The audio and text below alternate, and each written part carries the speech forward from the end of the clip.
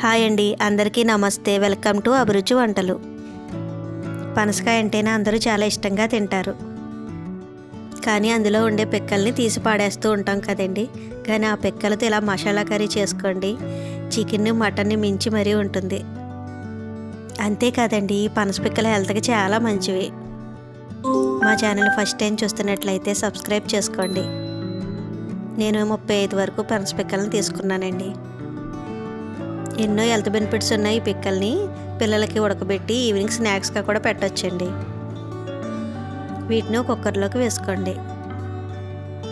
ఇందులో 1/2 లీటర్ వరకు వాటర్ని యాడ్ చేసుకోండి. 1/2 టీ స్పూన్ పసుపు, 1/2 టీ స్పూన్ సాల్ట్ వేసుకుని కుక్కర్ మూత పెట్టుకుని 3 విజిల్స్ రానివ్వండి. ఇవి నేరుగా కర్రీ వండడానికి చాలా ఎక్కువ టైం పడుతుందండి. ఖచ్చితంగా వీటిని ముందుగా కుక్కర్లో ఉడికించుకోవాలి. కుక్కర్ విజిల్కు పూర్తిగా ఆవిరిపోయిన తర్వాత మూత తెరిచి చూసుకొని పిక్కలన్నింటినీ ఒక ప్లేట్లోకి వేసుకోండి. ప్లేట్లోకి తీసుకున్న వీటిని పూర్తిగా చల్లారనివ్వండి. ఇవి పూర్తిగా చల్లారే లోపల కర్రీకి కావాల్సిన వాటిని రెడీ చేసుకుందాం. 3 ఆనియన్స్ని తీసుకుని ఇలా చిన్న చిన్న ముక్కలుగా కట్ చేసుకుని తీసుకోండి. 2 టమోటాలను మిక్సీలో వేసుకుని మెత్తగా పేస్ట్ చేసుకుని పక్కన పెట్టుకోండి. అల్లం, వెల్లుల్లి, పచ్చిమిర్చిని మెత్తగా దంచుకొని తీసుకోండి. పిక్కలు పూర్తిగా చల్లారిన తర్వాత వాటిపైన కవర్ లాంటి లేయర్ ఉంటుందండి, దాన్ని తీసుకొని పిక్కని మీకు నచ్చిన సైజులో కట్ చేసుకొని తీసుకోండి. ఆ లేయర్ని ఖచ్చితంగా తీసుకోవాలండి. ఆ లేయర్తో పాటు కానీ వండుకుంటే అది మనకు ఖచ్చితంగా అరగదు. పిక్కల పైన ఆ లేయర్ని తీసేటప్పుడు పిక్కలు మనకు జారుతూ ఉంటాయండి, చూసుకొని జాగ్రత్తగా తీసుకోవాలి. ఇప్పుడు కర్రీని రెడీ చేసుకుందాం. స్టవ్ పై కడాయి పెట్టుకుని కడాయిలో 3 టేబుల్ స్పూన్ ఆయిల్ వేసుకోండి. ఆయిల్ హీట్ అయిన తర్వాత మనం సన్నగా తరిగి పెట్టుకున్న ఆనియన్స్ని వేసుకొని కలుపుతూ వేయించుకోండి.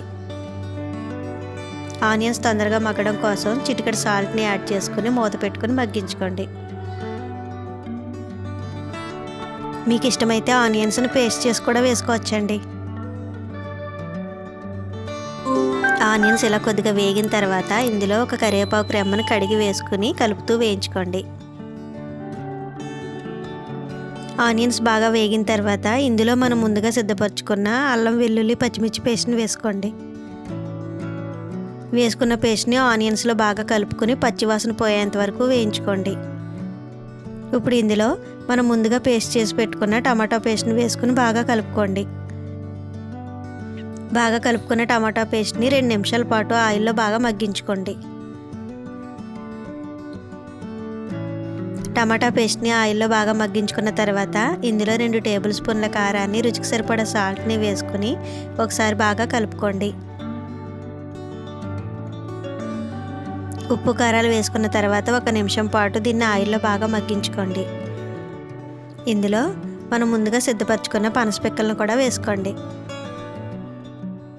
వేసుకున్న పనస పిక్కలకి ఉప్పు, కారం బాగా పట్టేటట్టు ఒకసారి బాగా కలుపుకోండి. పనస పిక్కలను బాగా కలుపుకున్న తర్వాత 1 నిమిషం పాటు మగ్గించుకొని ఇందులో కర్రీకి సరిపోయిన వాటర్ని యాడ్ చేసుకోండి. కర్రీలో వాటర్ వేసిన తర్వాత ఒకసారి బాగా కలుపుకొని ఉప్పు, కారాలను సరి చూసుకొని మూత పెట్టుకుని ఉడికించుకోండి. గ్రేవీ దగ్గర పడిన తర్వాత 1 టేబుల్ స్పూన్ గరం మసాలాను కూడా వేసుకుని బాగా కలుపుకోండి.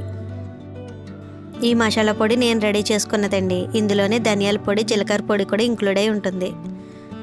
మసాలా పొడి వేసిన తర్వాత ఒకసారి బాగా కలుపుకొని గ్రేవీ దగ్గర పడేంత వరకు ఉడికించుకోండి. ఇలా గ్రేవీ దగ్గర పడిన తర్వాత సన్నగా తరిగిన కొత్తిమీరను కూడా వేసుకుని ఒకసారి బాగా కలుపుకోండి. అంతేనండి, ఎంతో టేస్టీ అయిన పనస పిక్కల మసాలా కర్రీ రెడీ. పనస పిక్కలు అందుబాటులో ఉంటే తప్పకుండా ఈ కర్రీని ట్రై చేసి చూడండి. చికెను, మటన్ కర్రీలతో పోటీ పడేటట్టుగా ఈ కర్రీ టేస్ట్ ఉంటుందండి. మా వీడియో కనుక మీకు నచ్చినట్లయితే లైక్ చేయండి, షేర్ చేయండి, సబ్స్క్రైబ్ చేసుకోండి.